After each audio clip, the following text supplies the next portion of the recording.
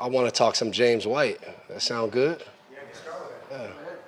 I didn't play today, so I don't know how much you can ask me about the game. But just what I think the biggest thing for me with James is, you don't say this too often about people, but he's one of those guys that, like, someday if my daughter found a guy and said, I'm going to bring home a guy kind of like James White, I'd be excited. I mean, just to come in here and not play much, really not at all as a rookie, and just work his butt off. I know Josh McDaniels used to always say, if I had 11 James Whites, it'd be perfect, because he said I can tell him something in training camp and it might not show up for 12 weeks, but when it shows up again, he's going to be on it. So always a bittersweet feeling, I think, to have a guy like that in the locker room, the impact it has. We knew what it was like last year when, he went through surgery, and just not having him around all the time, the impact on the team. And I think now you're happy for him, I think, especially as an older guy, knowing what we put our bodies through and how hard that decision is to come to that. So you're happy, but just a little sad that won't have him in the locker room constantly, having a guy, for me, that I've sat in captain's meetings on Fridays with over the last couple years of, just being able to talk football, talk about leadership, talk about how we win football games around here. Definitely a different kind of feeling as you get older, and those guys you've lined up with now for 8 and 10 seasons, as you start to lose some of those guys, kind of puts it in perspective this game. But obviously wish James the best, going forward. I just always think about some of the big games he had, and just coming up in clutch moments, I think really defines his character. You won't always hear from him, but when you do, it's important, and it's going to be something big. So it was obviously an honor to play with him, and hopefully we still see him around here if he wants to come coach on some days. I'm sure we would love to see him in the locker room. Scott Zolak? We all know James, at James's accolades, his great plays over the years. It's been so much fun covering him. But what did it mean to you guys, especially a lot of you veterans? There aren't that many from the Super Bowl winning years. For him, the nature of the injury, kind of know what he had to go through to try and get back, but for him to attempt to try and come back from an injury of that nature. Not surprising. Just knowing his character, knowing what he's about. We knew he would come in here and work his butt off and try to get back. And I think just even talking to him of, coming back from injury, especially a tough injury like that, the frustrations, the good days, the bad days, just happy for him. I think, just finding some peace. And I'm sure, being home with your kids always brings some joy and purpose.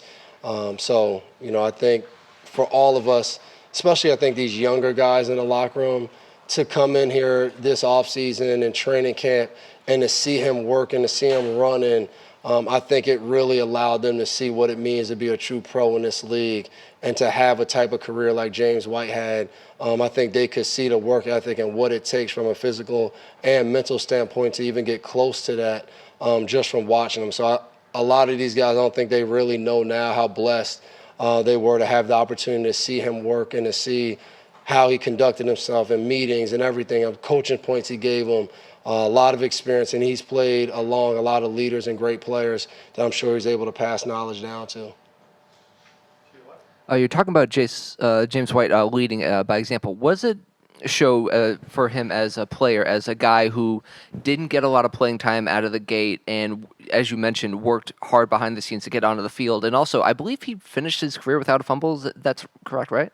Yeah, I mean, it was hard to get the ball off him in practice. Like, I don't think he's ever had a fumble in practice, and I would say the two things that jump out, not having a fumble and the few times you've seen him drop a pass in practice or a game, everyone would kind of be like, what just happened? And I think that shows just his consistency and how he approaches the day.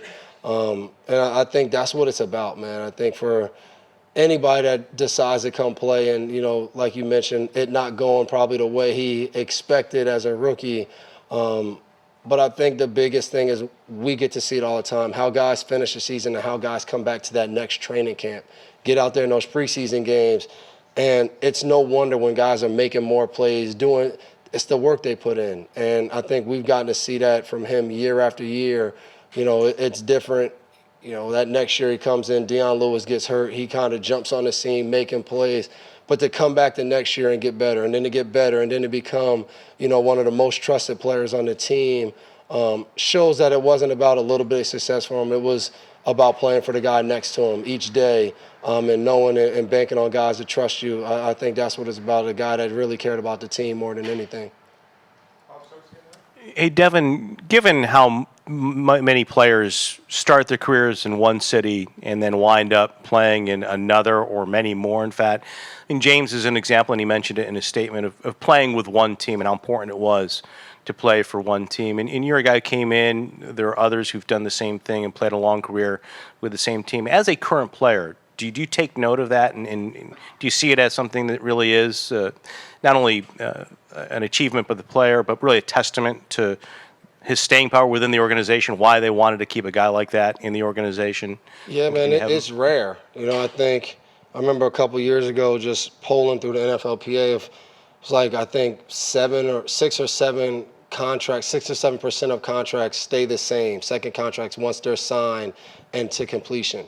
Like, it's very rare to, finish your whole contract, let alone finish a contract and then sign back and play for that team. So obviously it's a testament of the relationship with the player and the team and the organization.